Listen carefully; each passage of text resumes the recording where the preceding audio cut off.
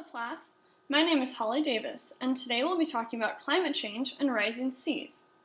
Before we get started, we need to discuss a few terms. The first is global warming, which is the increase in the average surface temperature of the Earth's oceans and air, mostly due to the greenhouse effect.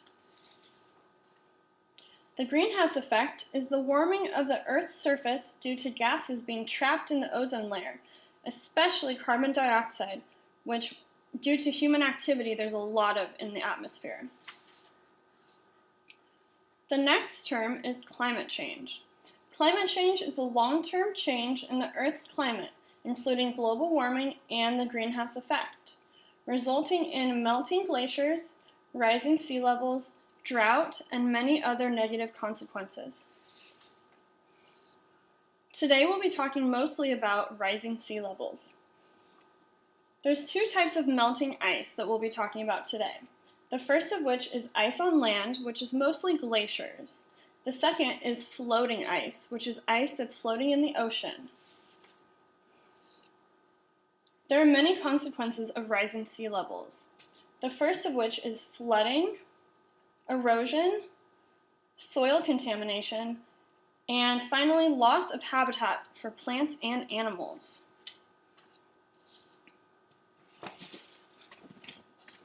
Today we'll be exploring the hypothesis of how does climate change and global warming affect sea levels? Will melting sea ice or land ice have an impact on global sea levels? And how will coastal cities be affected? Next, we'll start the experiment.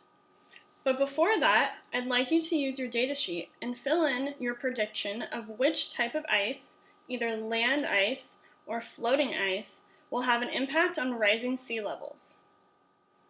Next, write why you think that. Now we'll start the experiment. The materials that you need for today's experiment include Play-Doh, 2 plastic bins about moderate size and see-through, a marker, water dyed blue with food coloring, and 8 ice cubes.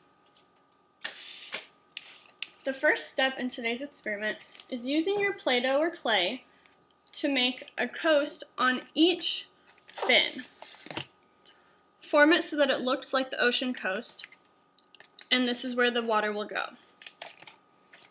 Next, use your push pins to mark where the coast is.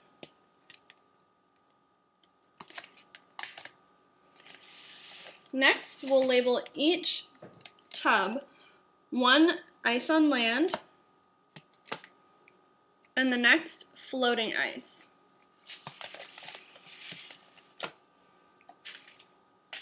In the ice on land container, we'll take 4 ice cubes and place them onto the coast or the area where the Play-Doh is.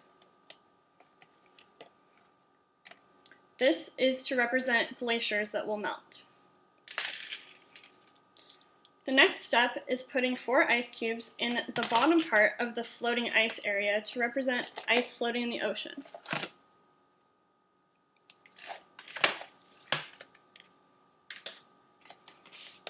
Next, we'll use our water to fill in where the ocean is. Make sure that on the floating ice container, you put in enough water that the ice is floating and is not resting on the bottom.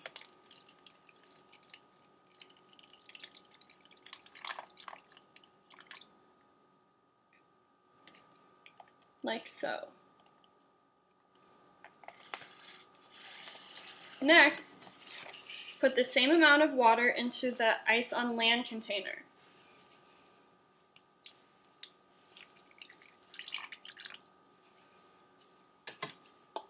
You can use your marker at this point to mark where the water level is. Now, we wait for the ice to melt and we'll compare the water levels of each. Now that the ice is melted, let's compare water levels and make a mark on each one indicating where the new water level is. You can see that in the floating ice container, the water is at the same level that it was when we started. However, in the ice on land container, the water level has increased. It hasn't increased a lot, but it has increased.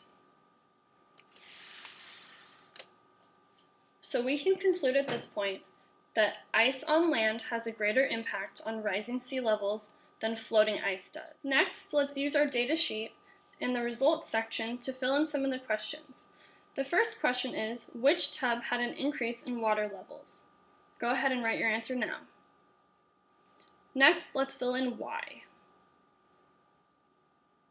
Finally, let's fill in how did the results compare with your predictions. Now let's discuss why floating ice and ice on land have different impacts on water levels. When the water melts in the ice on land container, it runs down and adds to the water volume. On the other hand, the ice that melts in the floating ice container is already accounted for, and so when it melts, it doesn't add to the volume of the water level. We talked about global warming, climate change, and its effect on rising sea levels. Then, after our experiment, we concluded that ice on land has a greater impact on overall sea levels than floating ice does. So moving to your data sheet, let's fill in the conclusions section. So which type of ice did melt and increase the rising sea levels the most? What are the consequences of the rising sea levels? We talked about this earlier.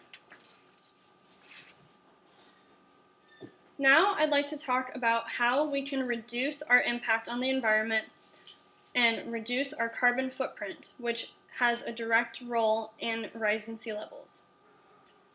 To reduce our carbon footprint, we can plant trees and vegetables. We can unplug appliances or devices when we're not using them. We can buy energy-efficient appliances.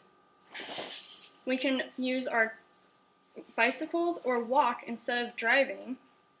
And finally, we can tell our friends and family about what we know about being environmentally friendly so that hopefully they will adopt the same practices. So now, using your data sheet, fill in what are 3 ways that you can reduce your carbon footprint. Finally, let's answer 2 more questions. What did you learn from this project? And what are some other questions that you may have after this project? Thanks for learning with me today.